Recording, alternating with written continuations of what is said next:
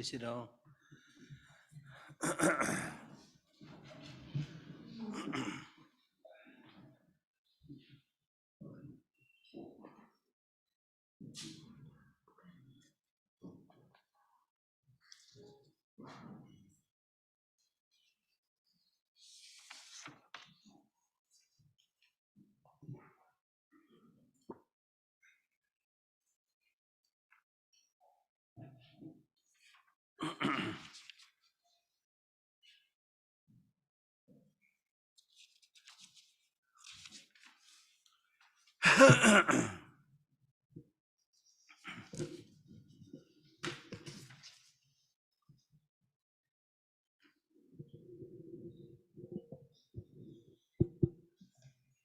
Good morning.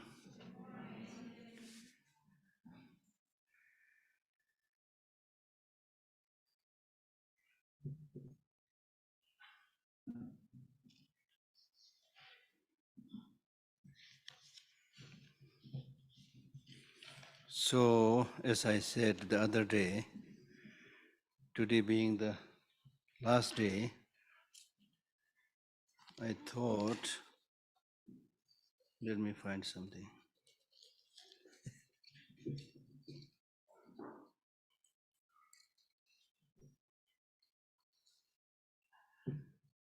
To hold my text. It's running away.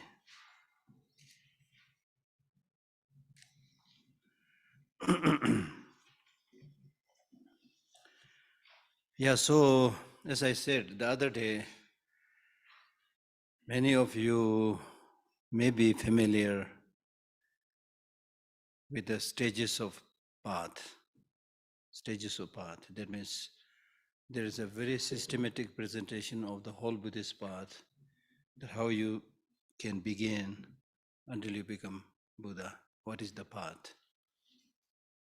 You know, as I said, just like you're moving from here to New Delhi, you need to know the right path. Okay, so like that. So you should have some idea about this. Now, with these stages of the path to enlightenment, is normally categorized into three. The whole path is categorized into three stages of the path common to the small individual, stages of the path common to the middle individual, and the stages of the path of the great individual. Great individual. Now that means among the followers, there may be some who may think that by whatever means is necessary, I'll do those, cultivate those means and practice, so that in the next life also I obtain the human life.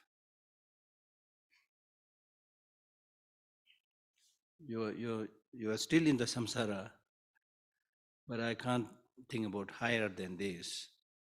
I want to be born as a human being again. So there are many reasons for that. It is a good idea.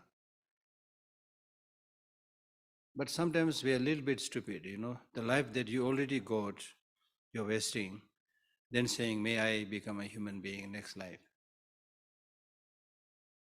So the most important thing is not waste this life, which you already obtained. Of course, you can cultivate those positive qualities so that you can continue to obtain this human life, because when it comes to achieving enlightenment, there should be steady progress. Progress this life, and the next time you're born as a human being, you will build upon it.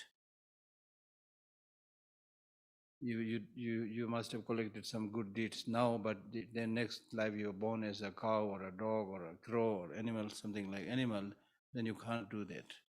So that's why it's important to obtain this precious human life again and again. So that's the reason. So those people who have that kind of aspiration and attitude is called only obtaining the well-being in the future life in the form of a human being or a god, something like that. That's their main goal. So these people are called small people with small intelligence. They are not talking about nirvana. They're not talking about Buddhahood and enlightenment. They're talking about some kind of happiness and pleasure by obtaining this human life again. So they can't think bigger than that. That's called small individual. Then there are a second group who says, even if you're born as a human being in the next life, you are still in the samsara. You are still in the cycle of existence. Now, so long as you are in the cycle of existence, you will again continue to encounter all the problems that you have been experiencing earlier. So this is not a comfortable place. Therefore, I must get more long-lasting happiness. I must completely get rid of negative emotions, their seeds, sufferings. I must get liberated. That's all I want. It's wonderful to think about liberating all sentient beings, but practically speaking, that is not easy for me. Understandable, you see. Even helping few people is not easy, right? So when you talk about helping all sentient beings, become Buddha for the benefit of all sentient beings, I respect, but practically impossible for me. So I'll settle with liberation just for myself. So these people, they turn their back to the samsara. To achieve their nirvana, they also stop committing negative deeds. But they aspire peace of liberation just for themselves. So these are called people with middling intelligence. Then there is a middling, middle. Then there is a third group of people who say that your achieving liberation is good, but still that is a little bit selfish. How can you be happy just obtaining liberation when the rest of your so-called mother sentient beings are suffering? Right? So however hard and difficult it may be, but it is really, really worthwhile to make that attempt to cultivate bodhicitta and achieve Buddhahood for the benefit of all sentient beings. So these are called people with great intelligence. They are great, not because of being born in a particular caste or family with the rich, no. Their mind is great. Their mind is great. They have this wish to remove the sufferings of all sentient beings. Not easy. Nothing is easy. But I'll go for that. That's what we have been studying during the last few days. So the whole stages of the path is classified into these three divisions that you need to understand. Now, next time if somebody asks this question, what is Lamrim? What is stages of the path? Then you should say the stages of the path of the small individual, middling individual, and great individual. So you already have very good understanding of the outline of the stages of the path. Then the next question they will ask is, okay, what do you study? What do you practice in the path of the small individual, in the path of the middling individual, in the path of the great individual? That is the next question. Then you go more into detail. Okay? So now you have this idea. You need to, basically we are saying you need to get out of samsara. In your own case, you can have that. There's a difference between the thought of the small individual, and also the thought of small individual,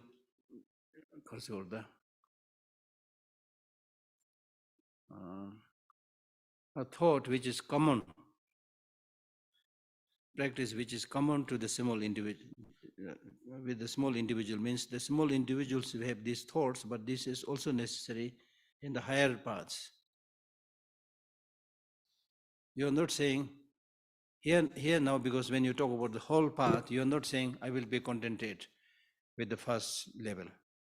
You are saying I will practice this first level of the path, then move to the second level, then finally enlightenment. So therefore these two lower paths are called common path, which is common to the higher path. Okay? So now in order to do that practice, So now this is the brief outline that I already explained. Now you read the details. Foundation of qualities. Foundation of, this is the text.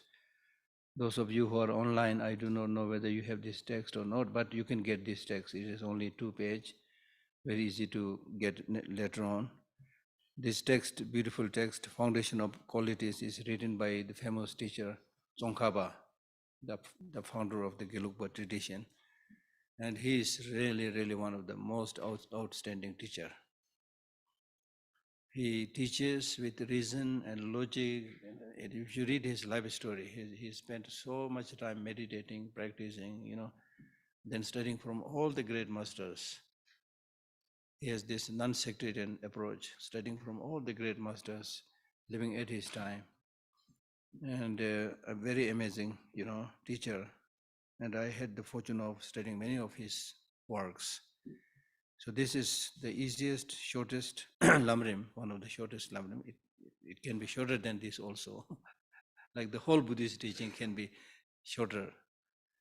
Like all they are with the wisdom perfection, they are like so many texts. But if you want to go for the shortest, then it's simply the letter A. A. A in Hindi, A is negation. Amar. Mar means dying. Amar means not dying. Right? So it's the word of negation. So this word A is negating independent existence. Therefore, only this word, one word A, teaches the wisdom perfection, emptiness. So in this way, you can condense it, right? So in few words, you can condense it. So anyway, now let us read Foundation of Qualities. By seeing well that the root of the path is proper reliance on a kind Lama, the foundation of all qualities, through many effort, may I be blessed to be able to relate to him with great respect. May I be blessed, that may I have the fortune. May I be blessed. Blessed, what do you mean by blessed? The Tibetan word for blessing is chinlap. And the literal translation of this word chinlap means to transform you into a state of magnificence. To transform you into a state of magnificence. Now, who is going to transform you into a state of magnificence? Your Lama, your teacher? In a way, yes, in a way, not.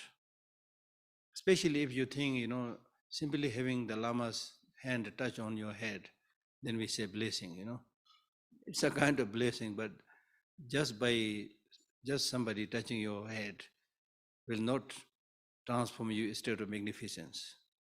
So you can transform into a state of magnificence by removing your negative emotions and cultivating positive emotions. So who is now giving the blessing? You yourself. So you have to bless yourself, not just from an external Lama or object. That you need to understand, okay? So anyway, here, this verse is saying that finding a good teacher is so important. This is understandable because even in this life, for example, if you are studying carpentry or computer or whatever you want to study, you need to learn it from somebody. Even in this life, when you can see things with your eye, there also you need a teacher. Now, if this is the case, then what need is there to talk about the need of teacher to guide you to go into a place about which you have no idea, go to the next life, how you will fare well, right? You have no idea. There's no roadmap right now except this text, right? So there you need to really depend on this teachers, the qualified teachers, and the qualified text that has been composed by those people who have that experience directly. That's imperative. There's no other alternative. However clever you may be, you'll not be able to follow all these paths. You can find out a little bit here and there in doing good things and removing the bad things, but you will never be able to come up with a systematic path, systematic approach leading to enlightenment. right? So therefore it is important to rely upon a teacher, guru.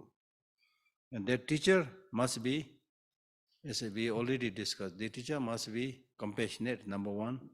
That's most important. Then he should have more knowledge than you. Then he should be ready to help you whenever you need help, right? So you can learn from many teachers. A question is asked by somebody saying, is it good to have one teacher or many teachers? It depends. It's up to you. If you feel comfortable having many teachers, it's okay. But for some people, too many teachers, too many cooks spoil the broth, So too many teachers may not be good. So it is better to have few teachers. So it's up to you. It's up to you. So you can learn from those qualified teachers. But if you really want to accept somebody as your root guru or something, then as I said, don't commit to that quickly. Don't tie your neck to anybody like that quickly, right? And jokingly, some people asked me, Geshe, can you be my teacher? I said, bring a rope. Rasi leke aao. Bring a rope and we'll tie our neck together. Then we'll fall together. So like that. I'm not qualified, So I tell them, there's no need for you to say Geshe Lhakdor is my teacher, You can just, if there's anything I can share, help, of course, if I have time, I'll be happy to share. But other than that, I myself is a person who is sinking, don't know swimming. So how I can save somebody who is drowning? If somebody who is drowning holds me, that person will take me also together. So we'll die together, seriously speaking. So you find somebody who is compassionate, who is knowledgeable, like that. I mean, in ordinary way, like a class teacher, if you say Geshe Lhakdor is my teacher, that's fine. That's fine. But if you call somebody as your root guru, no, I don't know. I don't know how to say that, You need to be, all I'm saying is you need to be careful. You need to be careful. Okay? Unfortunately, the so-called gurus or monks, they are also human beings, okay? Don't exaggerate. They also have faults. They also have shortcomings. They also have greed. Accept that reality. Don't pretend, If you don't accept the reality, then you expect that so-called person, your guru, is perfect. Because that guru is not perfect, sooner or later you will see his or her faults, then you get shattered. Oh, I thought my guru is perfect, he is not perfect. Then you get into many problems. I personally know a number of people who had that problem. They came to me, I have this problem with my teacher, how should I solve? They come to me, how to solve it, right? Because I speak English, I understand people's mentality a little bit, so they come to me, you see. And then especially there are lines which says, if you don't follow what your teacher say, you will go to Vajra hell. These are, if you don't understand that, these are intimidating, you see. So don't take everything literally, you see. Don't take everything literally.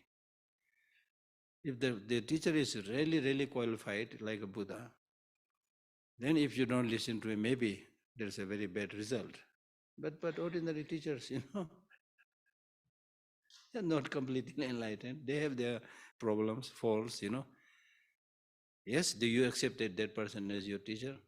But how can you say that if you don't listen to that person and don't follow, you will go to Vajra hell? No, this is almost like threat. It's not threat. In its proper context, it has a great meaning. But you can't apply it to everybody, saying that, oh, if you don't listen to your teacher, you will go to hell. No.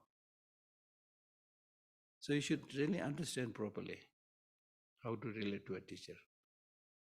And then don't get hypnotized by the external appearance, how eloquent the teacher is, not just by that, not just by that. Take time. The most important guru should be yourself. In Buddhism, we talk about two kinds of guru, the internal guru and external guru. External gurus are the gurus outside, the lamas. Internal guru is your inner resources, compassion, loving kindness, wisdom. They are your internal guru. They are unfailing internal guru. So it's important to cultivate this internal gurus so that you are able to, your mind is able to guide you. Right? That's very important. That's very important. Because we, unfortunately, we know that, for example, in the West, there are people who have a lot of difficulties, number of people who have difficulties like depression or loneliness, divorce. And when they have this problem, then expect their problem will be solved in the center. They go to a Buddhist center. And many of the Buddhist centers, they are able to help. But if you come to a center where the Lama itself is corrupted, the center itself is corrupted, then you are making the matter worse. You move from one problem and go to another place where they will create more problem. They'll take advantage of you. So don't be stupid. I'm telling you the bitter truth. Please listen to this carefully. I know, for example, one very elderly French, lady. Later on, she became nun. Now I don't know whether she is alive or not. She's very senior. So she used to come here for His Holiness teaching. And I was then His Holiness translator. And she is very respectful to His Holiness. Therefore, she knows I'm serving, I'm translating for him. So she also has a lot of regard for me. So she confides in me and tells things. So she told me the story. She was completely robbed in by some sadhu in certain centers in South India, I think. She went there to study something. Then he said, oh, we are building this, we need money. She gave a lot of money. She started selling her house. She was very committed. And when she had nothing, she gave everything. When she had nothing, then the owner of their center said, there's no place for you to stay here now. See? I mean, it's happening.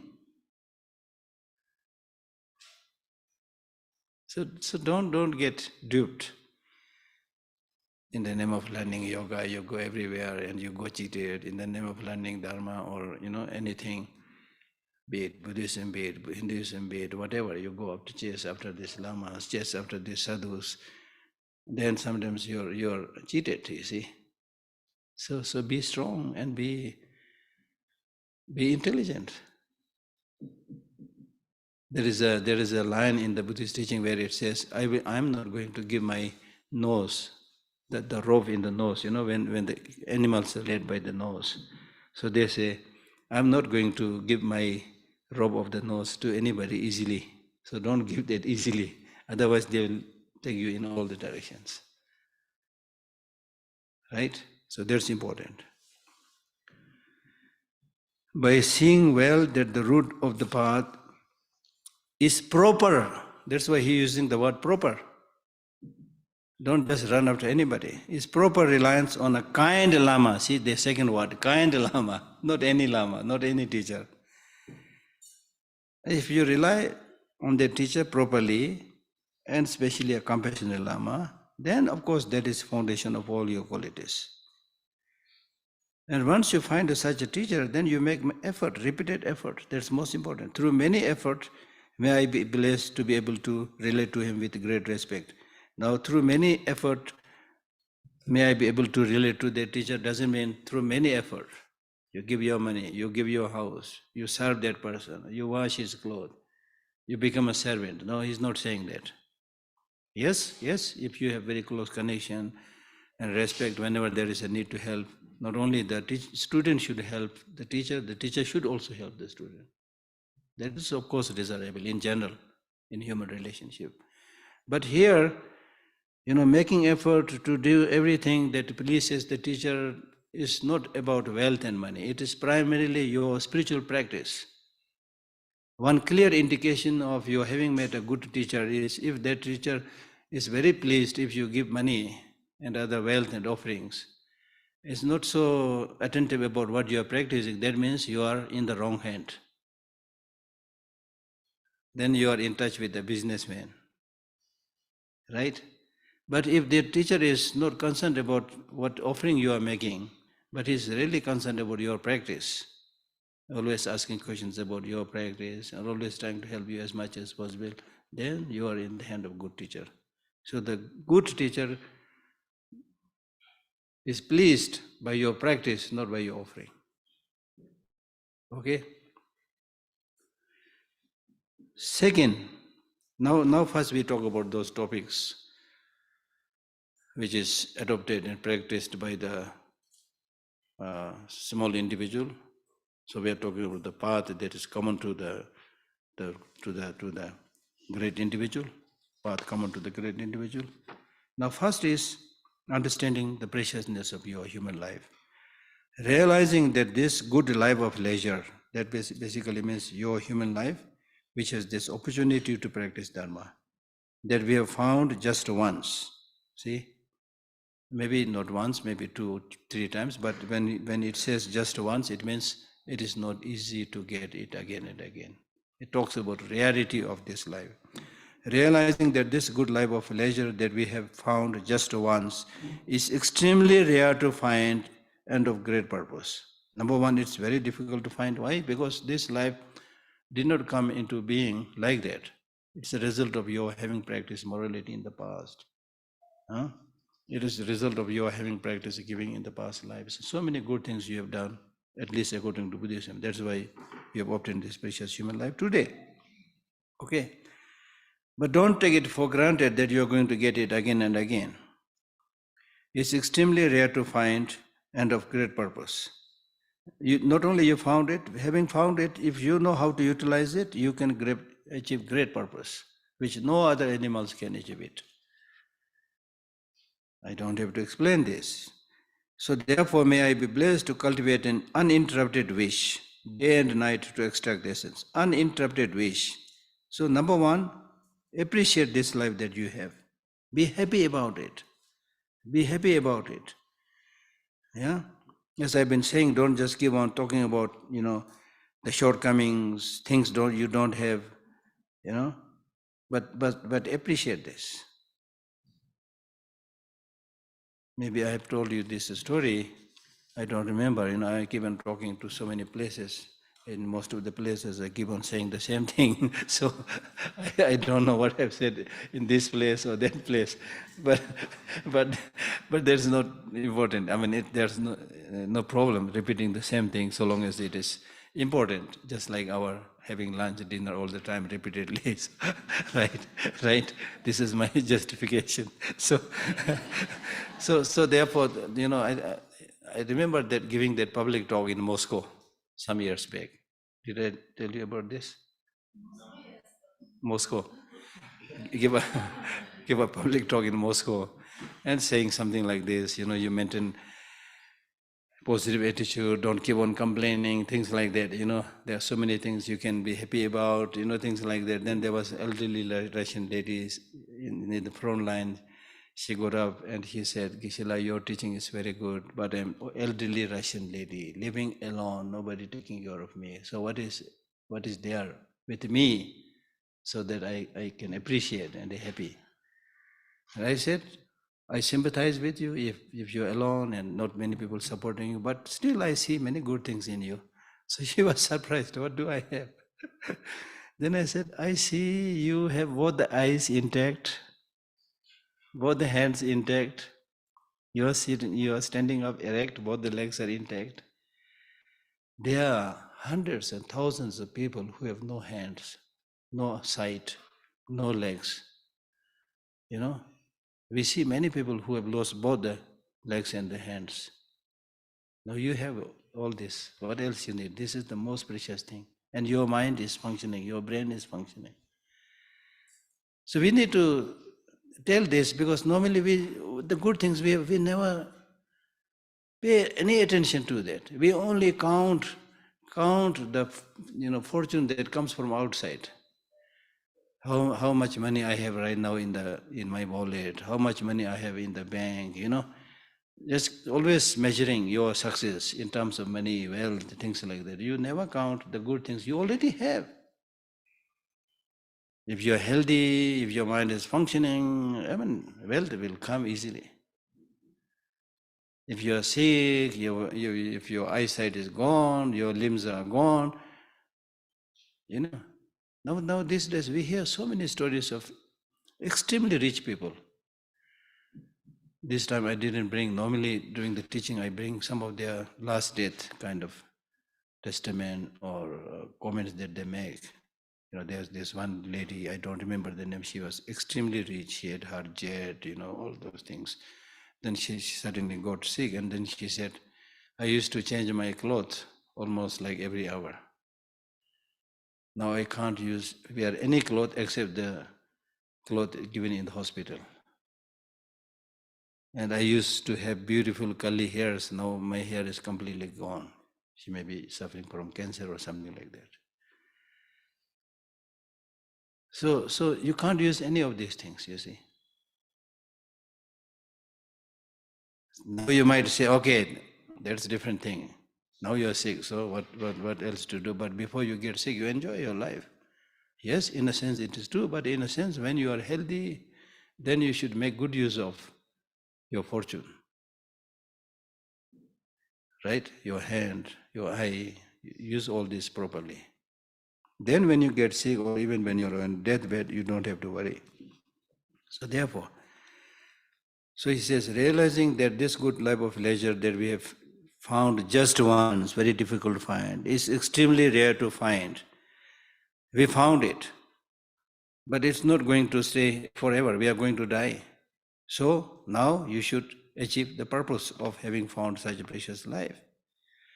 So therefore, you should really aspire, may I be blessed, to cultivate an uninterrupted wish day and night to extract the essence. I mean, this wish to undertake uninterrupted practice day and night will come, number one, if you see the importance of this precious human life, the rare opportunity that you have now.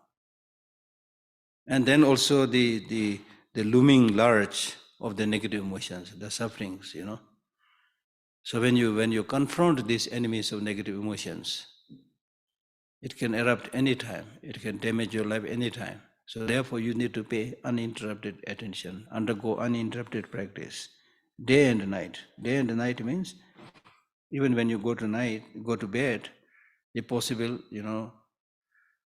go to bed probably a little bit early and get up a little bit early, okay? And when before you go to bed, you should think about all the positive things, cultivate positive motivation, and because of that motivation, even when you are sleeping, your whole sleep will become virtuous because of influence of that motivation. This morning I was watching, so early morning I was watching a documentary, which is based on the teaching of the Buddha. So this is a story of somebody who is not able to sleep. So then goes to this one monk saying that I have difficulty sleeping, what should I do? And then this monk tells the story of the Buddha, that he found Buddha always sleeping so peacefully, just one go. And in the same posture that we discussed about, same posture, he gets sound sleep, he never has to change his sides. How come?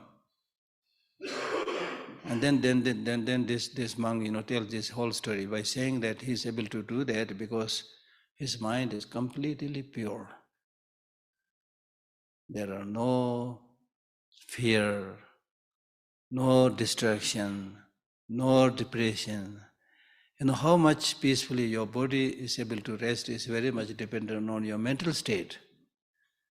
If your mental state is not settled, not peaceful, then even though you try to sleep, nowadays what we do is, even when it's time for go to bed, when you go to deathbed, you don't go to sleep quickly. You will be, before going to sleep, you will be watching that movie, or maybe you're watching your phone. Is there any news? So all this disturbs your mind, and then you try to sleep with a disturbed state of mind, again thinking about so many things. You wake up in the middle of night. So all this is dependent upon how peaceful your mind is. If your mind is peaceful, your body will be peaceful. Body will be restful, you see. And that is kind of my experience also. Like, for example, I give keep on. After the pandemic, not so much, but I used to travel a lot and give a lot of talks. People think that, oh, Geshe is working very hard, he must be tired. Yes, sometimes may be tired, but generally not much. Because your mind is accepting it. Your mind is liking it. Right? So you need to make sure that your mind is not disturbed. And you can do that by understanding the situation. If it is, we already read that beautiful verse. If it is something you can change, don't worry, because you can change. If it is something you can't change, no use worrying, because by worrying you can't change it. Or we didn't read it. It is in chapter 6, I think. Chapter of patience, probably, I don't remember. Anyway, that's the suggestion, you see. Now in our case, if it is something that we cannot change, still we keep on thinking about it. What is the use? So if it is something you can change, don't worry, because you can change. You may have to make some effort, but you can change it. If it is something you can't change it, no use worrying. By worrying you can't change it. Beautiful, beautiful suggestion. Okay? So, may I be blessed to cultivate an uninterrupted wish day and night to extract the essence, means essence of having found this precious human life. So, thinking about the preciousness of human life, this is one topic that is found in the path of the small individual. The next thing that is found in the path of the small individual is death, remembering death. Our body and life is perishable, even though you have found this precious human life, but it's not going to stay forever, because our body and life is perishable like a water bubble. Remember death, for we will soon disintegrate. The death will not see whether you have finished your project or not. It will not see whether you have finished your project or not. It will not see whether you're healthy or not healthy. It will not see whether you are a farmer or a businessman, whatever, you see. Right? For we will soon disintegrate, therefore gain firm conviction of this fact. Not just talk about it, really think about it. Whether it's true that you will one day die, and when are you going to die? There's no certainty. So develop firm conviction. If you develop firm conviction about this death, as I was saying, that if you're somebody who is dying, tonight, if you're somebody who is going to die tonight, what are you going to do? What will you be worried about? What is it that makes sensible? The only thing that makes sensible is, if possible, smile and be nice to each other. That's the only thing, There's an Indian gentleman who is the caretaker of the people who come to die in, river Ganga. They throw their body, they come and throw their body in the Ganga. So there's a gentleman who takes care of these people who are on their last stage and come there. He has written an article of his experience. He said the experience of all these dying people are exactly the same. When you are at that stage of dying, you are able to listen to the prayers much better than before. Even songs, it makes much better sense than before. Then all the quarrels and conflicts that you had with other people, your family members, they very clearly see it was total nonsense, of no use at all. For example, there's this case of a gentleman who was dying, and when he reached there, then he said, I have only one last wish. My last wish is to somehow please contact my brother and call him. When I was alive, we had a disagreement, and then we put a barrier. We divided the house. So that division, that construction, which divided the house, still is obstructing my mind. So before I die, I want to request my brother to please dismantle it. Like that, you see. All these stupid things that we do in our life, doesn't make any sense if you understand reality. When you face death, all this doesn't make any sense. Right? So therefore, gain firm conviction of the fact. If you don't have firm conviction, then a little bit of understanding may be of some benefit, but not much. Right?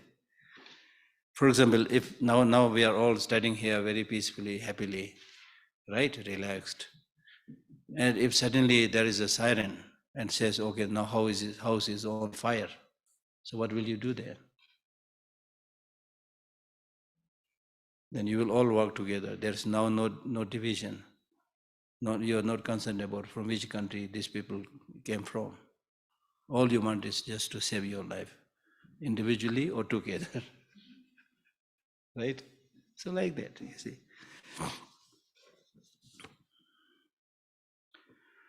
There is a famous teaching which says, Tondang nyeme tuze chube su kyenge thot pabse rangsante. That means when your stomach is full and you are basking in the warmth of the sun, you appear to be a very good practitioner.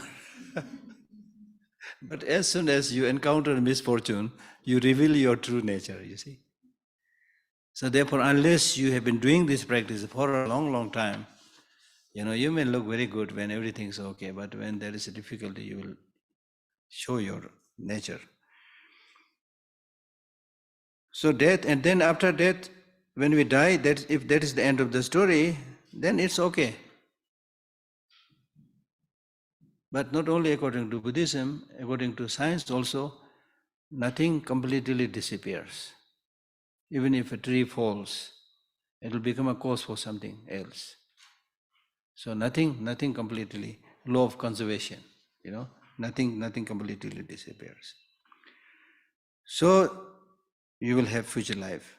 Now when you have a future life, how good that future life will be depending upon whether you have done positive actions or negative actions. That after dying, our positive and negative actions follow us like the body and its shadow. Just as the shadow is following you all the time. Even if you fly very high, when you fly very high, you don't see the shadow. But as and when you come closer to the ground, you start seeing the shadow. I watch this many times when I'm flying, When the aeroplane is coming closer to the landing ground, then you can very clearly see the shadow. But when you fly very high up, you don't see the shadow. It doesn't mean it is not there. It's there all the time. Follow us like the body and shadow. Having done so, may I be blessed to always be careful and give up even the smallest collection of faults and to practice all virtuous collections. So, even if it's a small negative deed, don't say this will not harm me. इससे कुछ नहीं होगा, ये तो चलेगा, ऐसा नहीं बोलना है. Don't say this is okay. Don't say this is okay. It's not okay. It will harm you. Just like planting a small seed from which a big tree grows. And to practice all virtuous collections. All virtuous collection means, again, in the case of cultivating positive virtuous qualities, don't say this is small. Even if it is small, it will give great benefit. Just like drop of water falling down fills up a bucket in time. Okay? So, law of causality. So, this completes the topics of the path common to the small individual. So what is being covered now? Is in the first level of the path is path of the small individual. And what is covered in that path? How to find a good teacher? How to find a good teacher is actually applicable to all the three paths. So the main path that is covered in this is preciousness of human life, death, law of causality. Okay? Next, path common to the middle individual. May I be blessed to cultivate great aspiration towards the peace of liberation. Having seen the faults of the samsaric excellences, that you can never be satisfied enjoying it, and that it is the door of suffering, and that it is unreliable. Now you aspire to get liberation. Why? Because you have some experience of the samsara. Now in samsara, in this cycle of existence, in this ordinary life within the samsara, you will never be satisfied. For example, in our case, are you satisfied with the money you have right now? You're satisfied? I don't know. Are you happy with everything that you have? It's good. You're a practitioner. You're different. So normally, you may say you are satisfied, but if there's an opportunity to get many things, you want more. Okay. And then there is no definiteness of what's happening in your life. There is no definiteness in terms of your friends and enemies. Somebody who is enemy might become your friend. Somebody who is your enemy might become your friend. Today you are happy, tomorrow you are not happy, So ups and downs, completely, so many ups and downs. So there is no reliability. Never be satisfied enjoying it. That means whatever material things you get, the more you get, the more you want one. If you have some money, you buy one car, thinking this is the best car. The next time you see the limitation of this car, then you start thinking, oh, I made a mistake. The color is not so good. The speed is not so good. It consumes so much oil. Then you think about buying something else, you see. So we keep on changing. So much so these days, in order to get that satisfaction, you keep on changing the external furnitures. You change your sofa, you change your chair. I mean, the list is endless. And then nowadays, not only that, you change your wife, you change your husband, thinking that I thought she was good, she is not so good, now I'll change. And then they marry somebody new, then they think, oh, this time it will be perfect. When after spending some time, you realize this is also not so perfect. Still you don't learn the lesson. Then you go for the third, then go for the fifth, sixth. I mean, human kind of thinking. Recently I saw a news clip where there's one gentleman standing there surrounded by 50 wives. Recently I saw it. So there are many strange people. Many strange people. So the point I'm making is simply by changing what is there outside, you will never get that happiness. And we already studied this earlier. The attachment, for example, does not come from the object, does not come from your senses, it comes from within. So similarly, the good things also primarily has to come from within by changing your attitude, right?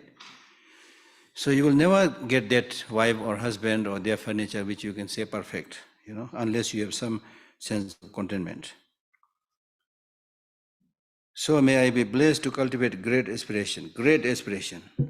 If you're thirsty and did not drink water for a long time, there will be great aspiration. I'm dying. So that kind of thirst must be there towards liberation. And that will be possible if you have very good understanding of the limitations and sufferings of the samsara. That you can never be satisfied enjoying it, that it's the door of suffering. It's like drinking salty water. The more you drink, the more you become thirsty. Door of suffering. There's nothing that comes value-free, as I said the other day. And that it is unreliable. Unreliable, not necessarily that other person wants to cheat you, but its nature is such that you cannot rely. Now, for example, if you think your iPhone 14 is the best thing, then you slip it from your hand and breaks. Then you realize, okay, iPhone 14 breaks, right? So nothing is reliable. And in the case of human relationship, they are not reliable because these days many people, they cheat each other. Even parents cheat their children. Children, cheat their parents. So in that way, not reliable. Now, even if there is a very good relation between the parents and the children, ordinarily speaking, reliable, but not reliable in the sense because the parents will die. You cannot depend on them all the time, right? So that is the meaning. Induced by that genuine thought, not contrived, uncontrived, genuine thought, and with great mindfulness and vigilance or alert conscience, the importance which we have already studied, may I be blessed to primarily practice If you want to achieve the liberation, then your main practice should be the individual liberation, the vows and precepts that is needed to practice for achieving that liberation, the root of the teaching. So this, seeing the faults of samsara. And when we talk about seeing the faults of samsara, here normally, if we have time, then we study the Four Noble Truths here. Okay, then you study in detail about all the sufferings of human beings, sufferings of animals, sufferings of God, sufferings of all the six realms, things like that. And then the cause of suffering, how can we stop it, what is the path, we study the Four Noble Truths. So this way you cultivate this wish to achieve liberation. But, so this is the topic that you study in the path of the common individual. Your wish to achieve liberation is good, and if you actually achieve liberation, that's wonderful. But still, in the Mahayana tradition, we call that liberation solitary liberation, solitary nirvana. That means it is liberation, nirvana just for you. So there is, tent of selfishness there. So therefore, it's not good enough. So therefore, you go to the next level, the path of the great individual. Just as you are falling in the ocean of cyclic existence, so is all mother sentient beings. So how you dare to leave all your mother sentient beings and get liberated?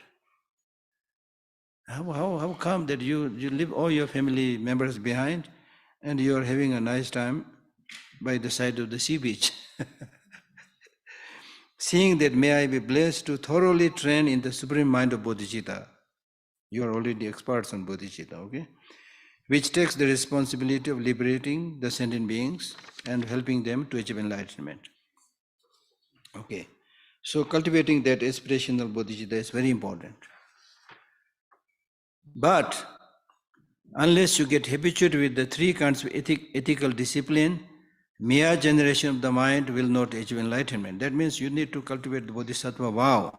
Having cultivated that aspirational bodhicitta, now you need to take the Bodhisattva vow and then cultivate the engaging bodhicitta. You know that very well. Engaging bodhicitta, which means now you will engage.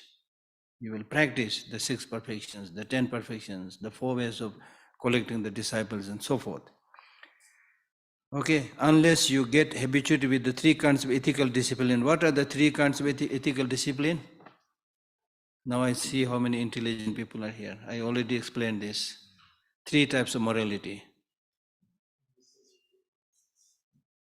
First is restraining the negative deed. Second, cultivating the positive. Third, wonderful, very intelligent people. Yeah, wonderful. This is it, yeah. Unless you get habituated with the 3 kinds of ethical discipline, mere generation of the mind will not achieve enlightenment. Seeing that well, may I be blessed to rigorously make effort and train in the Bodhisattva vows. Take the Bodhisattva vow, saying that now I will engage, I will do the work, I will not only talk. So that is one topic, cultivation of bodhicitta. That is the most important topic of the third individual.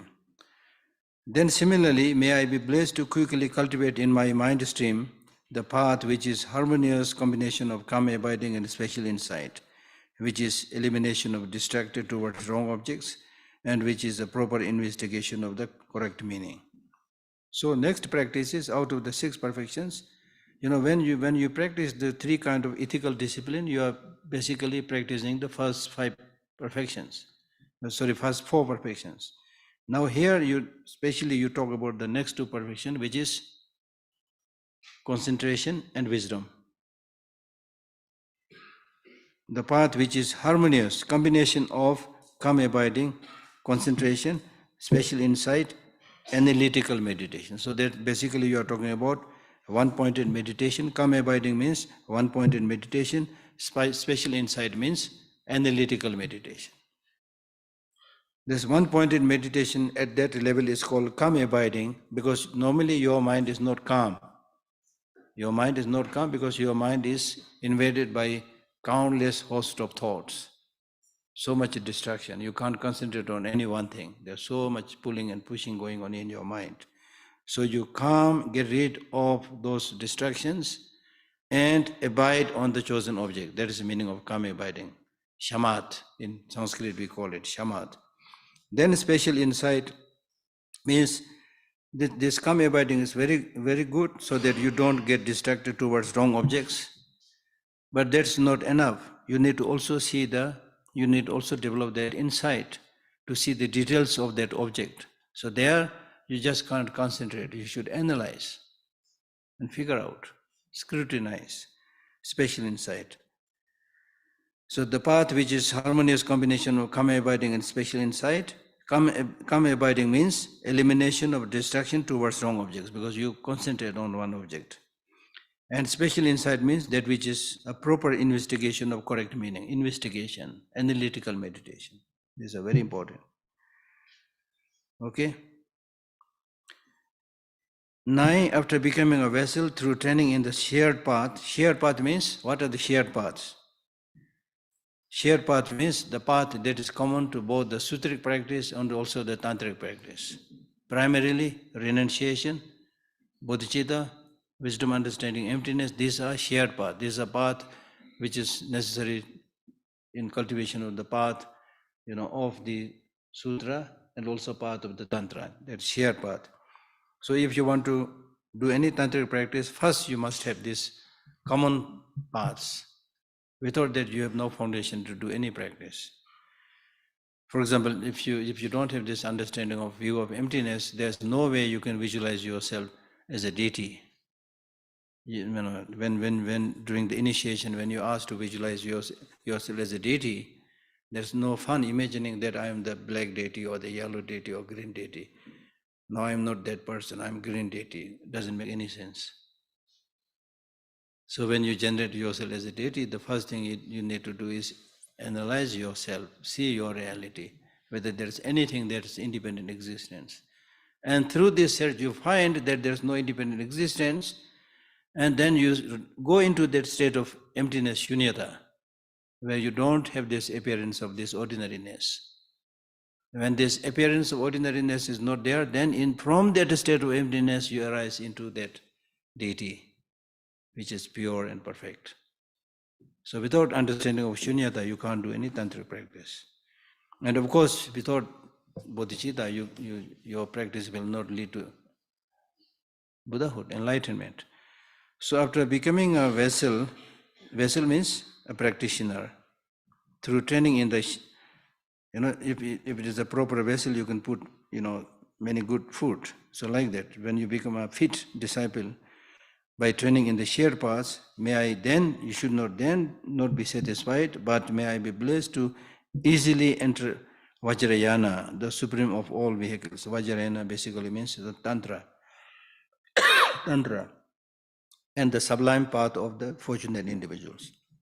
This is sublime path, but this is like rocket. Tantra is called quick path, it's like rocket.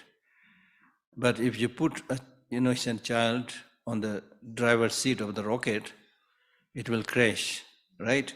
So unless you have these preliminary practices, Tantra is not easy. Tantra is not suitable then, okay?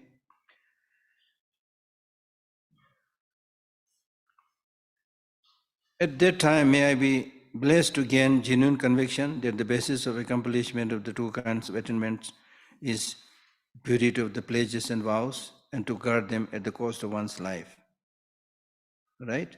At that time is when you enter into the tantric path, then may I be able to gain a genuine conviction that if you want to achieve any accomplishment of the two kinds of attainment. Two kinds of attainment means common attainment and uncommon attainment. Uncommon attainment means you will be able to, in Hindi we call it siddhi, if you want to, siddhi prapta karna, if you want to achieve some of this attainment. Common attainment means there are certain practices by which you can fly. There are certain practices by which you can make yourself invisible, things like that. Okay? And there are so many practices. So these are common common attainments. Uncommon attainment means the highest attainment when you become the Buddha. Okay? So the basis of accomplishment, whether you will achieve those two kinds of attainment is or not, is dependent upon how sincerely you observe the pledges and how sincerely you observe the vows. It is dependent upon the purity of the pledges and vows. So when you receive this tantric initiation, then after that they give you you have to make some pledges that I will not transcend it. There are some vows that I will not transgress it. So if you had observed those pledges and vows properly, then there is possibilities of achieving those attainments. So therefore, guard them at the cost of one's life. Okay? So now we are talking about Tantra. May I then be blessed to practice and make effort in accordance with the sublime teachers. Now here, when you enter into Tantric practice, then you need to really find an even more reliable teacher, who is again well versed in the Tantric teachings, who can give Tantric initiations, things like that. And who had, giving Tantric initiation is not easy. If people ask me, can you Geshe give you Tantric initiation? I don't do any of these things, because I neither have interest nor have capacity. Unfortunately, I have interest in Tantra, but not, giving the initiation empowerment. For people who do it properly, they also need to first to go long retreat, a lot of practice. Okay, so may I then be blessed to practice and make effort in accordance with the sublime teachers, not wavering from the supreme yoga of 4 sessions. 4 sessions means you can do the 4 sessions in a day, or you can do the 4 sessions, 2 in the day, 2 in the night. Normally we talk about 6 sessions also, that you should do all the time. Now sometimes people ask me why I have to do this 4 sessions, 6 sessions. People have asked these questions to me. So in the beginning I didn't have a proper answer. I was wondering, of course I can say, doing repeated practice is important, but apart from that I didn't have a very clear answer. So now when people ask me this question, then I tell them, I ask a question back by saying, how many times you eat? For your body you have to eat 2 times, 3 times, 4 times, 5 times. So similarly for the mind also you need to have all these sessions. 3 sessions, 4 sessions, It's not enough just give breakfast and no lunch, no dinner, right? Something like that. Having correctly understood the vital points of the 2 stages, this is primarily now we are talking not just Tantra in general, but we are talking primarily the highest Anuttara Yoga Tantra. The Tantra which has none above, the highest. So in that case, in that tantric practice, there are 2 stages. What is known as the generation stage, and another is completion stage. Now generation stage means you do certain practices where you generate and imagine that now for example when you are sleeping, you imagine you are dying, right? When you wake up, imagine that you are born. So just as we are born and live and die, similarly you imagine that now you are becoming, you're obtaining the dharmakaya, the enjoyment body, then the emanation body. So you mentally visualize the actualization of these 3 bodies of the Buddha with reference to your birth, death, and in between, right? So that's called generation stage. Now completion stage primarily means the basis of practice is already complete in your body. The basis of your practice, whether you think about the channel or thinking about the wind, they're already there. So in that sense, completion is already complete. Now you need to use this that is already there. That's called completion stage. Okay? So I don't know much and I can't explain much, and not needed right now. The essence of the tantric discourses. In this way, may the spiritual teacher, now final prayer. In this way, may the student, and then of course I didn't come across the need to receive tantric initiation. So when you enter into tantric practice, first you need to get tantric empowerment, tantric initiation. Okay. When you receive the tantric initiation, then you have these vows and pledges to observe. That is the process. Tantric initiation, empowerment. Because these tantric practice is said to be more secret practice. Not secret because there is something faulty and something that has to be hidden. Not in that sense. But it will not be very proper for you to practice unless you are guided by an experienced master. So therefore it is called secret. Now here two things. One, I remember very well when once we had this beautiful dialogue between the Jewish mystics and Tibetan Buddhism with His Holiness Dalai Lama many, many years back. And as a result, this book, Jews in the Lotus, that book was written. So I know the writer and all those things, they were there. So in the Jewish tradition also they have the secret, the tantric and the non-tantric kind of practice. And in the Jewish tradition also the tantric kind of thing, is that Kabbalah or what? Kabbalah, yeah, Kabbalah. So that has been kept so much that now they say there's hardly anybody who knows it. So therefore His Holiness at that time, I remember explaining very carefully that when we talk about Tantra as being secret, it really actually does not mean that you can't read it. Now if you don't read it, don't study it, then it will completely disappear. So now the secret primarily means the tantric practices that you are doing personally. Don't make a show of it. I received this many tantric initiations. I've been doing this, observing these pledges and vows, whatever you are practicing. Don't show it off. Actually, it's not only tantric practice, but in Buddhism, actually, you're not supposed to, talk too much about your practices in general. For example, even if you're somebody who has clairvoyance, you're not supposed to share it. Even if you're somebody who has the capacity to fly, you're not supposed to fly, unless there is a very, very special purposes.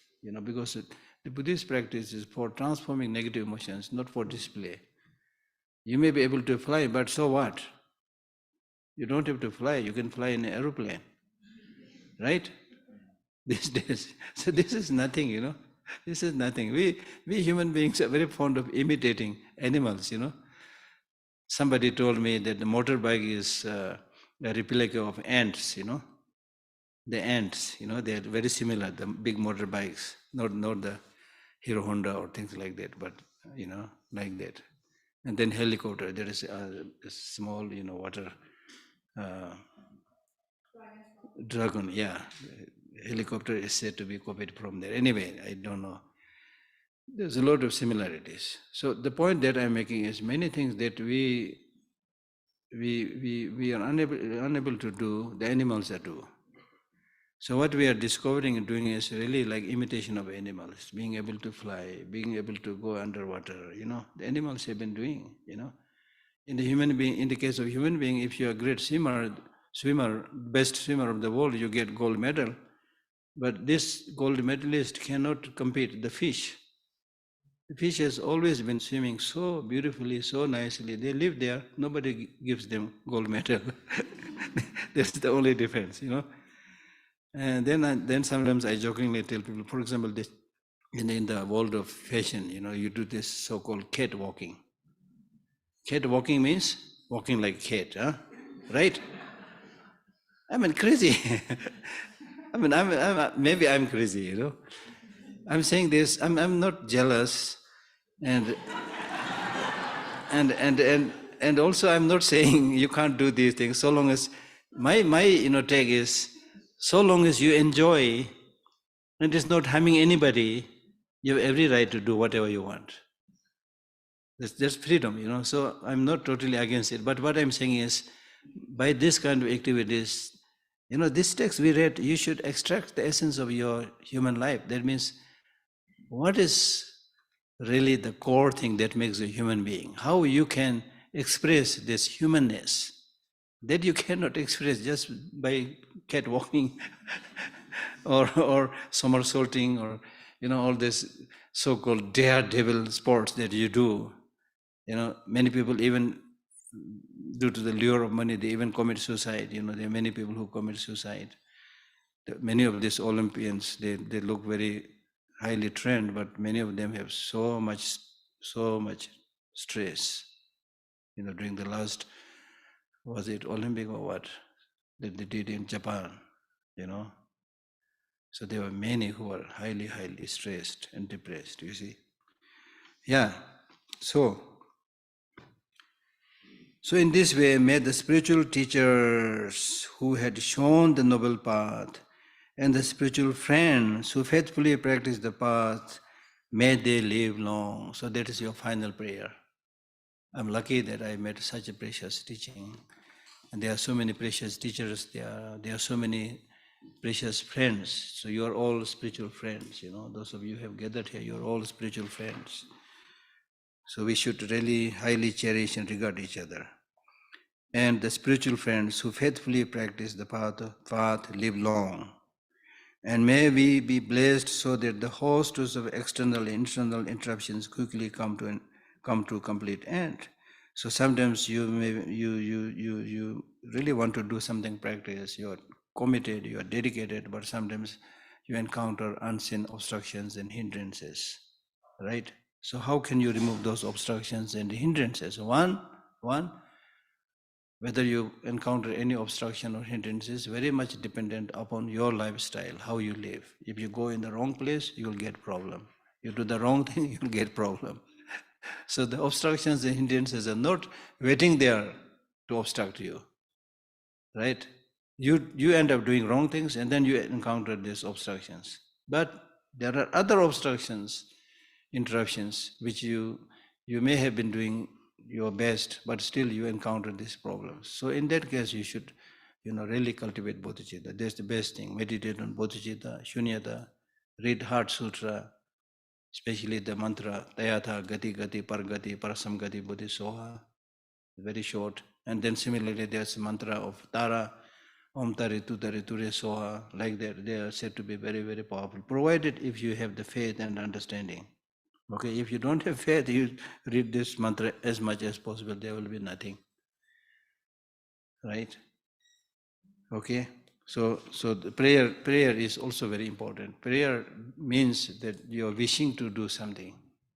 It shows your inclination, the direction.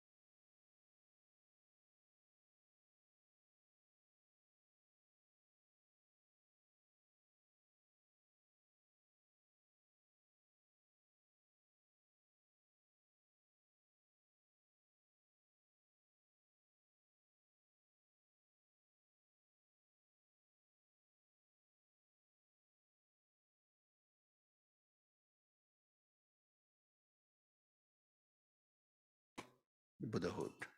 From the tantric point of view, this is called Vajradhara. As is written down there, originally this text was translated by someone else and later on proofread and corrected by me on 10 June 2002 when His Holiness gave this teaching in a place called Tabu in Himachal, Spiti. He gave this teaching from 19 and 20 June 2002. I received this teaching on those dates, So to remember those teachings, I've a number of translations like this where I, as much as possible, write down the occasion when I received the teaching, the days and months when I received the teaching. This is for rejoicing. May this benefit all and may all obtain the wisdom eye. So, we are done. Done. If you have any final questions.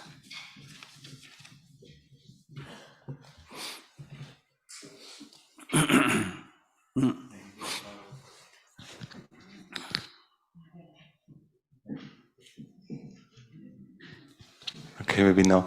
Thank you, Geshe Lhakdor, for the wonderful teaching. So we've talked a lot about that you can't find happiness in sensual objects during the last days.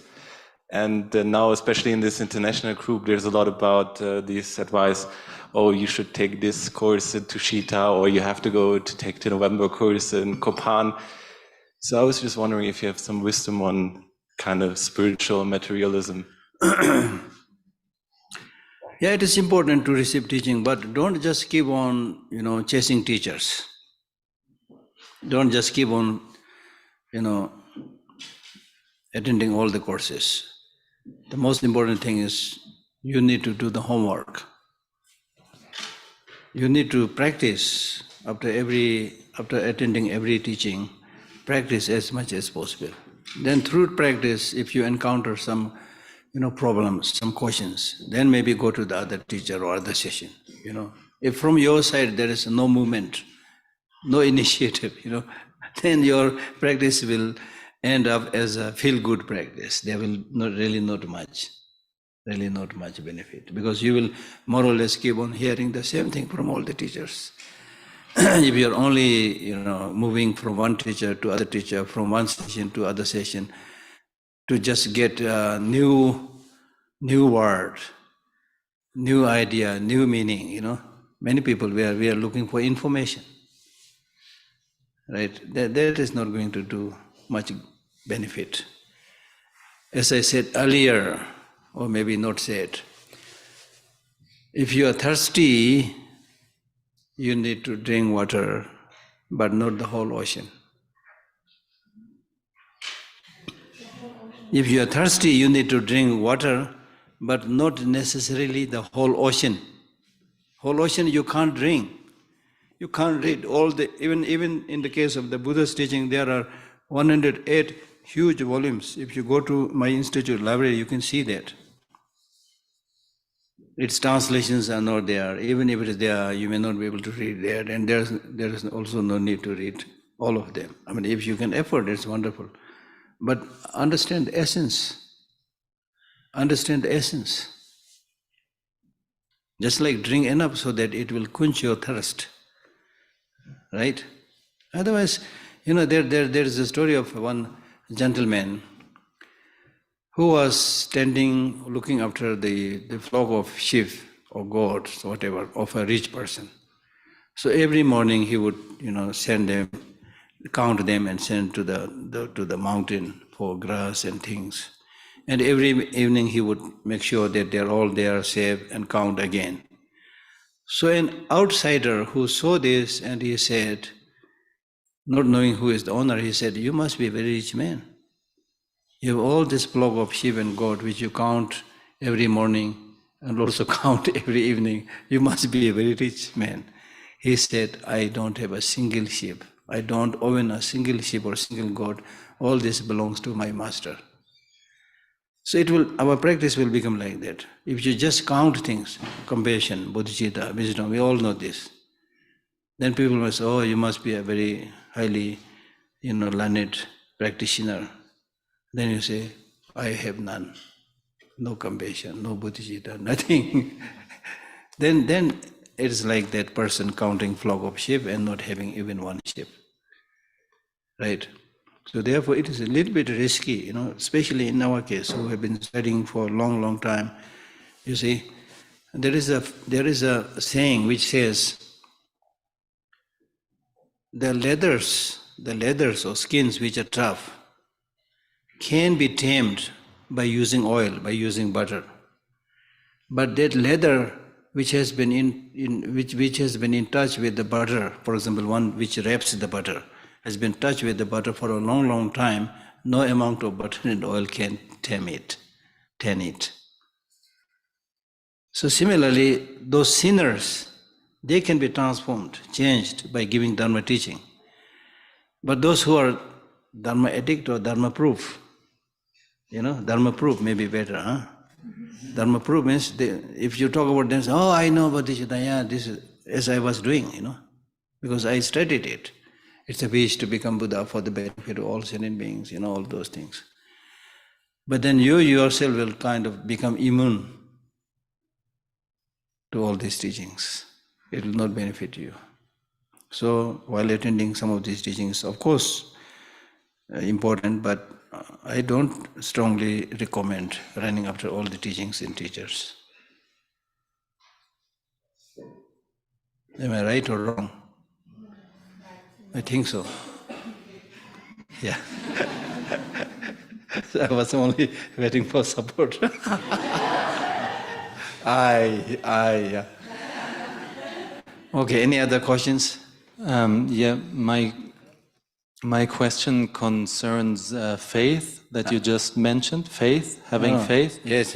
And for me, it's always a lot more easy to access it through intellect. Yes. And does the faith, for example, grow during that practice? Yeah. Faith in Buddhism we talk about many types of faith. So faith should be like this, generally speaking. Genuine faith should be like this. There are three types of faith: clear faith, trusting faith, aspiring faith.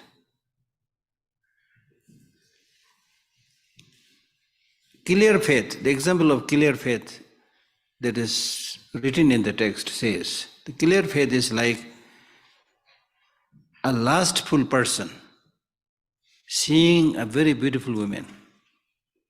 When a lustful person sees a very beautiful woman, his mind will be completely into that woman. So something like that. There should be clarity of the object of your practice. Then aspiring faith means a person who is thirsty and dying for water. So that kind of faith should be there. And scientifically now they say if you are really thirsty, if I put 2 glasses of water here on the table, one who is very thirsty, one who is not very thirsty, they may be sitting on the same distance, but the one who is very thirsty sees this water closer to him. You see? So because of this longing, aspiration, it becomes easier for you to actualize that object, get that object, if there is aspiration and longing. Then trusting faith. Trusting faith, example of trusting faith is like a like the small kids trusting their mother. Small kids, they think my mother can do everything. Your mother can't do everything, but because there's so much trust in between, so much love in between, the mother more or less solves all the child's problem, you see. So that kind of trust must be there. This is so in general explanation of that. Now, another major division of faith is faith of the people who are not so intelligent and faith of the people who are intelligent. Faith of people who are not intelligent is not reliable because it will most of the time it will become a blind faith. Because you are not intelligent, you never caution, So if your object of faith turns out to be good, then you are lucky. If your object of faith turns out to be wrong, you are unlucky, you go in the wrong way. Because you are not questioning, you are simply following, right? So therefore, in Buddhism, especially in the Mahayana practice, it is important to cultivate the faith of the intelligent person. Intelligent person means before he trusts or develops that faith, he will caution. How this teaching seems, sounds useful or beneficial, or true, based on your own personal experience, based on how much you can analyze and think, you caution. And it's only after cautioning when you see the truthfulness of their teaching, then you trust. That is very, very important, cautioning. So therefore we always say, be skeptical in the beginning. Be skeptical, ask question. And that's what Buddha himself said. this famous phrase,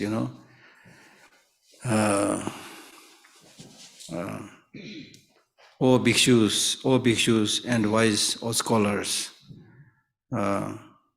just as the goldsmith judges the gold by cutting, rubbing and putting under the fire, similarly judge my word, my teaching and follow, not because you have faith. You see, when you judge the gold, you cut it, you rub it, see the powder, how pure it is, cut it and see inside whether it's solid gold or not, and put it under the fire. So similarly, when you examine things, there are three levels on which you examine. One is what we call as the obvious phenomena, things that you see, things that you can hear. So here you should not ask other people too much. You should yourself hear. If it is a news which you yourself heard, then you can talk about it. The problem is most of us don't, listen to things properly and then follow the rumor. Oh, this has been done, that has been done, that has happened, this has happened, So we become a rumor monger, which creates a lot of disturbances in the society. So those obvious things which you can see, which you can, hear, you should yourself try to see the truth. Aankhon dekha hal bolte hain Hindi mein. Right? Do that. Don't just listen to other people. So in this context, there is this famous kind of event happened with even Aristotle. Aristotle is supposed to be one of the greatest philosophers. Even he made those mistakes without asking other people, without using his own judgment and common sense. And it is said that he made a comment by saying that women have less teeth than men. Is this true? Women have less teeth than men. Because he must have heard this from other people, so he kept on saying women have, less teeth than men. But the mistake that he made is he married 2 times.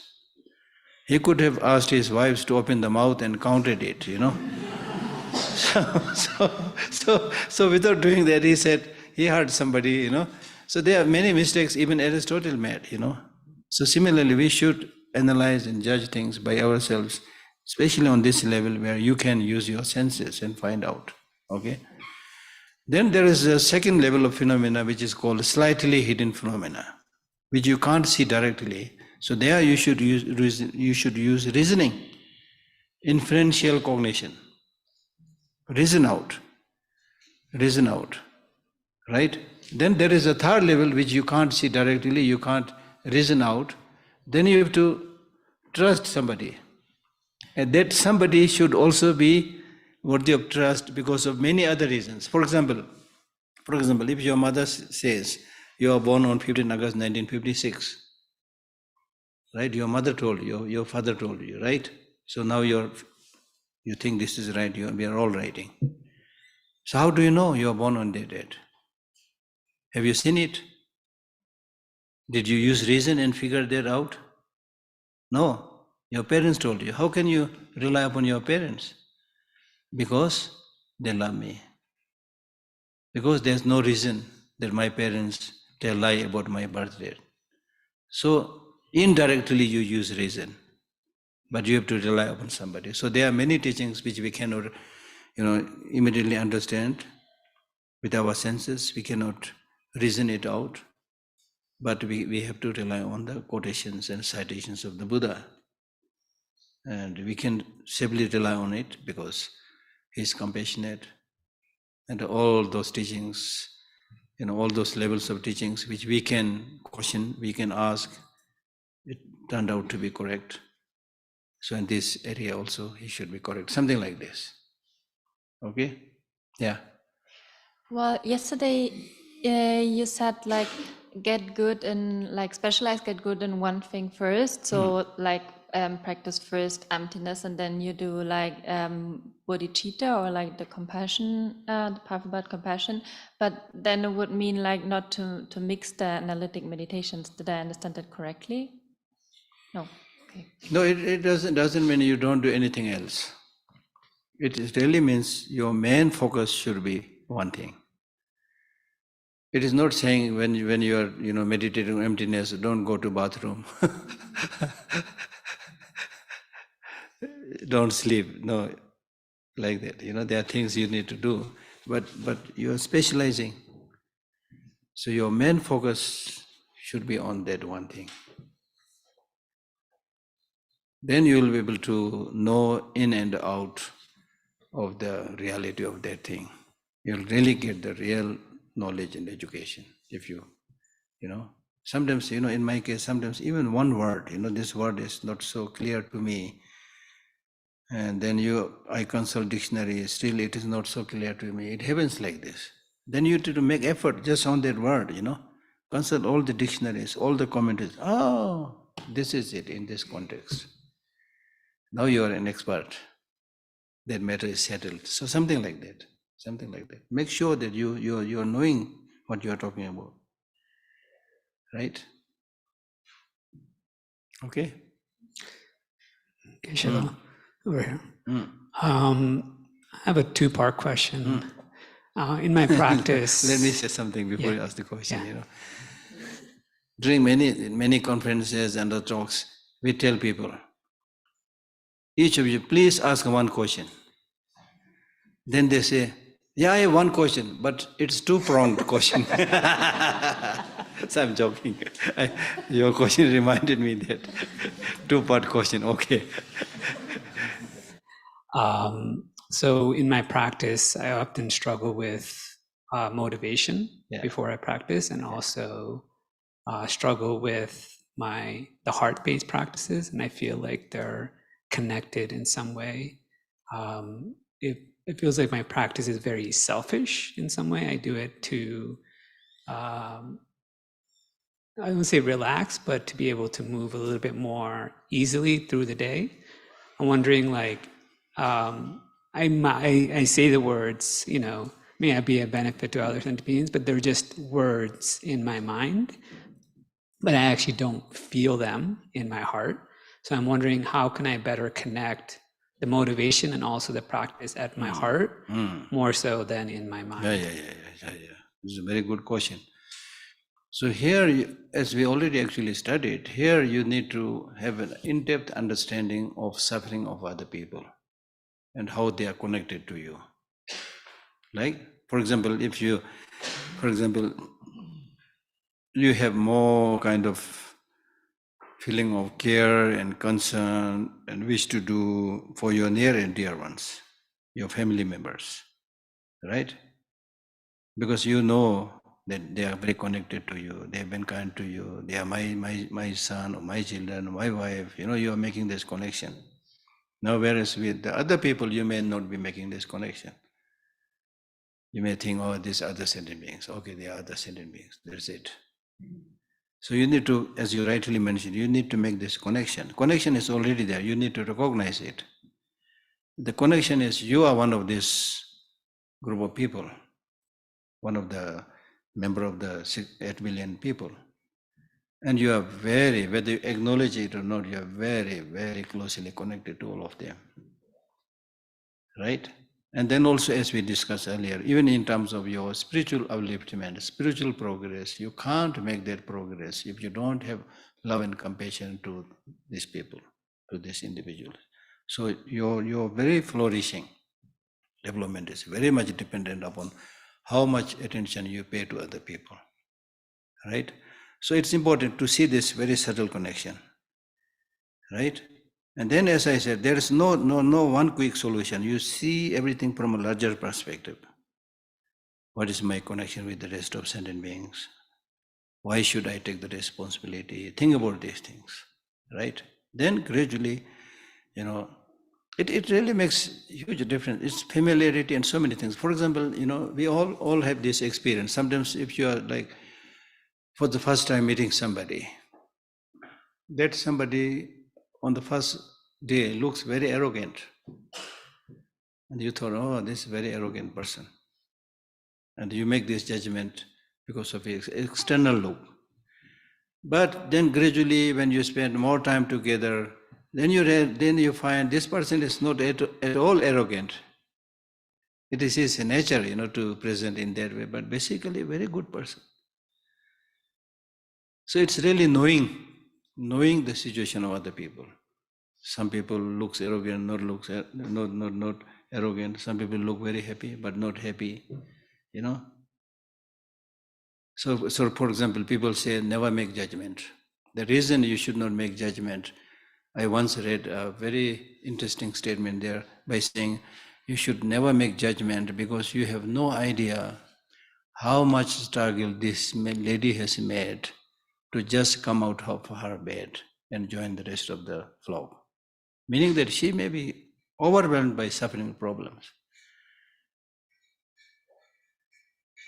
And it's almost like, almost impossible for her to get up, wash her face and look nice and go to the crowd because she's so much overwhelmed by suffering. So somehow she gets up, wears nice looking clothes and makes the society. You don't know, this person looks okay, but she's not okay. He's really struggling. So we have no idea. That's what I tell, I very often give talks to to Tibetan schools. So in the Tibetan schools, they like many other schools in ancient times, a lot of beating before. Now, of course, much has changed, but still there are people who ask the question, why can't we beat children? Some of these children are so naughty, they never listen. So unless you beat, they never listen. So this is all based on lack of understanding. So instead of beating, you should at least take time to talk to this person before beating this child. What is his or her family background? How this child become naughty or having no discipline? Not because he or she likes it, but because he and she must have brought up in an atmosphere, in a family which really experience a lot of difficulties and problems. So these people don't need beating. They need care, they need love. Instead of intimidating, take them to a small tea stall and give them some tea, some foods to eat, make good friends. Then they get hope. And also beating, sometimes by beating, if you hurt somebody, it's actually against human right also. It's human right violation. So all this is dependent upon how much knowledge you have, you see. Right? Okay.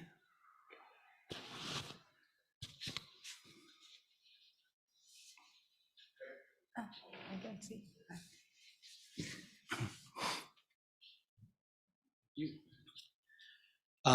You mentioned the lion yesterday and killing other animals, and that's not being good action. So my question is, how can animals practice good dharma if they have no consciousness? And therefore, if they cannot practice good dharma, how can they subsequently be reincarnated into a higher life? Yeah, as I said, it's obvious that you can't go, collect, group of lions and give a dharma teaching. You can't do that. So it's impossible. But then the comforting thing, the good news is in Buddhism we say everybody has a Buddha nature. And also with the change of life, things change. So if in this life you are a lion, not necessarily next life also you are a lion. Next life you may be a human being. Because in many of these past lives, you have committed so many different types of karmas. One karma responsible for projecting you into a human life, another projecting you into life of lion, like that. So as and when you finish up one thing, then the next karma gives its fruit and born as a human being, things like that, right? So, but very difficult once you are born as an animal, very difficult. Therefore, make sure you are not born as an animal. That's what we are talking. That's what we are talking. But in Tibetan tradition, sometimes you have very interesting practices. For example, sometimes we do believe that if you have this, sheep and a goat and other animals that there, sometimes they round up all these animals and they recite some mantras near their ear, then they blow it on their body. So there is a story of one pigeon who always comes somewhere, near the place where the master was always reciting certain, philosophical text. So that pigeon used to hear that all the time, every morning. And he said next time he was born as a great teacher. Because you get habituated to many things. If you are in an environment, everybody is taking care of dogs, and the dogs also become tamed and very nice, And recently there was a photo. I don't know how it happened, when His Holiness Dalai Lama was visiting Bodh Gaya. Have you seen that photo of the dog? The police brought one dog, and when this dog was in front of His Holiness, he just knelt down, and then His Holiness did like this. The dog was also. It's interesting, the relationship, Anyway, yeah, something like that, yeah. In verse 10, Yeah. how do you, in verse 10, how do you gain conviction?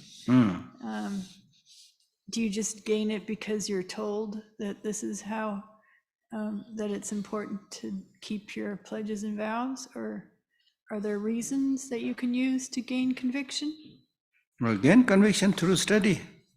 No, I mean, how do you gain conviction that keeping the pledges and the vows will bring powerful No, I think you should not read it like that. Read it like this. At that time, may I be blessed to gain conviction. Okay, gain conviction that the basis of accomplishment of the two kinds of attainment is spirit of the pledges and vows. So there you need to know what are the benefits of observing the pledges and vows. You may not be able to know that quickly, For example, this is like signing a contract, If you make a promise and break it, ordinarily speaking also, if you make a promise and break it, then nobody will trust you. Right? So similarly here also, if you make pledges and take vows and don't observe it, then as a natural consequence, you will not be able to achieve the higher things. For example, it's like saying this. If you use the word pledge and vow, it becomes a little bit more complicated. Then let us think it in this way. For example, if you say, "I will cultivate bodhicitta," and if you don't cultivate it, don't practice it, then how are you going to get bodhicitta? How are you going to develop bodhicitta? It's exactly like that. Okay? Yeah.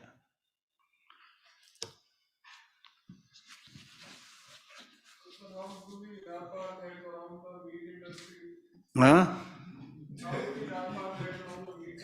You want to open a meat industry? What did you say? No. I'm joking. How do we wrap our heads around the meat industry, because how they are treated and it's only increasing? Yeah, best is education. How, because you can't just say this is bad because the Buddha's teaching says this, you can't do that. So therefore the best way you do this is the damage that is done on the environment. How this is not good for your health. How much the animals also suffer. So you need to constantly bombard with education. Yeah. All right, thank you. We are done. Enjoy your day, enjoy your month, enjoy your year, and whatever you are doing, be happy, enjoy, stay healthy, happy. Thank you. Thank you. Thank you, Thank you. Geshe. Thank you. Thank you. Thank you, everyone. Thanks. Offering, it's not material offering. Nothing at all. It's everything you offered us. Oh, Good night. Thank you so much. Appreciate it. thank you. Swiss chocolate brought by my mom. Acha, your mom. Acha. Wonderful. So please accept Thank you. this and accept Thank you. our Thank you. heartfelt gratitude. Thank you. Thank you. Thank you. Thank you so much. Thank you. you so much, Geshe La. So much. Yeah. So much. Yeah. Please return very quickly to Kushida. Yeah, I'll come provided if you give me good lunch, good dinner. The reason I'm coming back again and again is they give very good lunch. Very good lunch.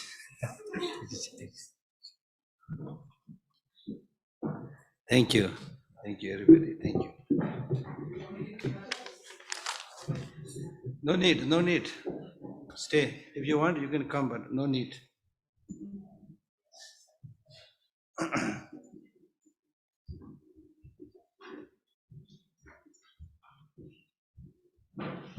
You're coming from where? Kazakhstan. Oh, wonderful. Buddhism flourished in Kazakh before. You know some of the stories. Yes. I read some articles. You are from Raipur. Raipur is in Madhya Pradesh, right? Chhattisgarh, yes. Chhattisgarh, yes. You are from Switzerland. Is the chocolate. Chocolate land. Is the chocolate. I went there many times. You are from? Huh? Ireland. Ireland. Yeah. Oh, Irish, yes. Thank you. You are from where? Mumbai. Thank you. Don't kneel down, huh? Just don't kneel down. Thank you. Dhanyavad. आप कहाँ से? दिल्ली से. I should get up, no?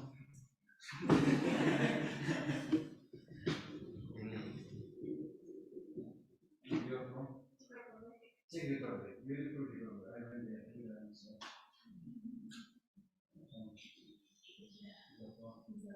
Israel. Israel, I went maybe 10 times. Finland. Very beautiful country.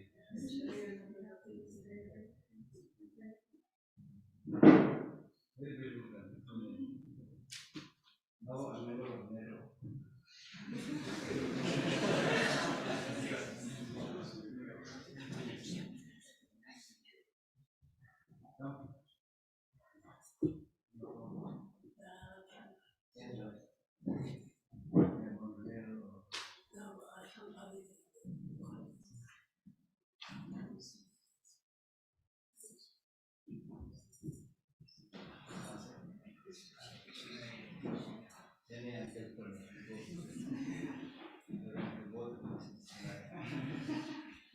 California is very big.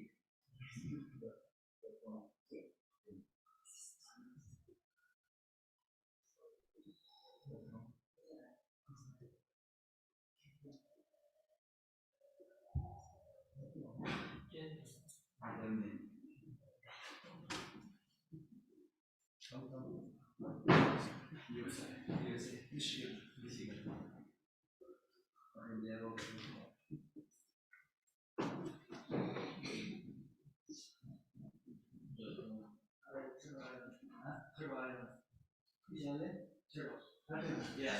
Oh, US.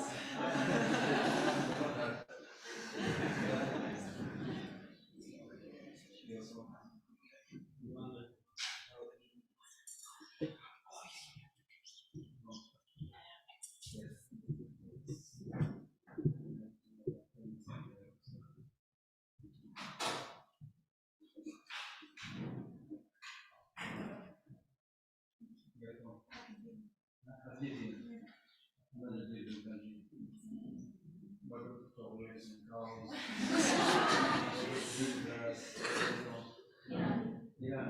Oh. Yeah. Iran also used to a lot of Buddhist practices in the past.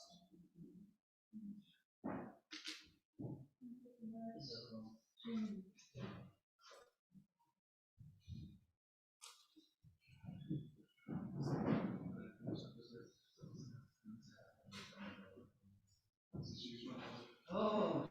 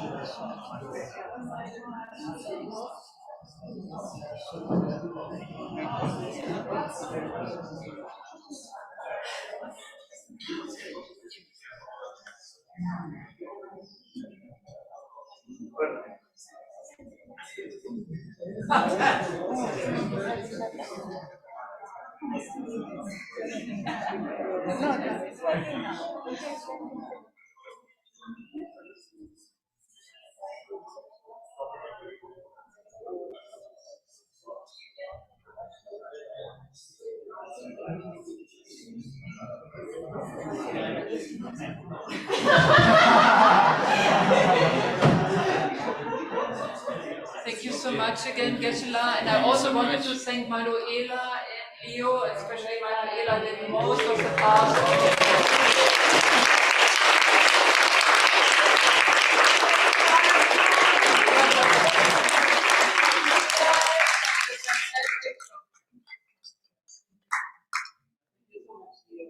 Also the tech team. Thank you, the online people. Thank you so much, everybody. Thank you so much, dear students, and thank you so much for doing your karma yoga job so amazingly. Especially gong ringer, dishwasher, everybody.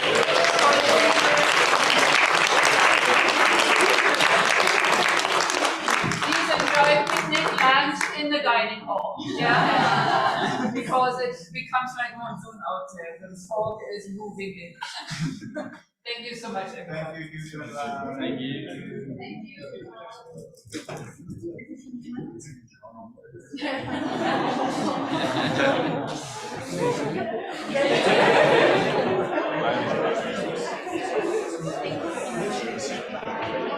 And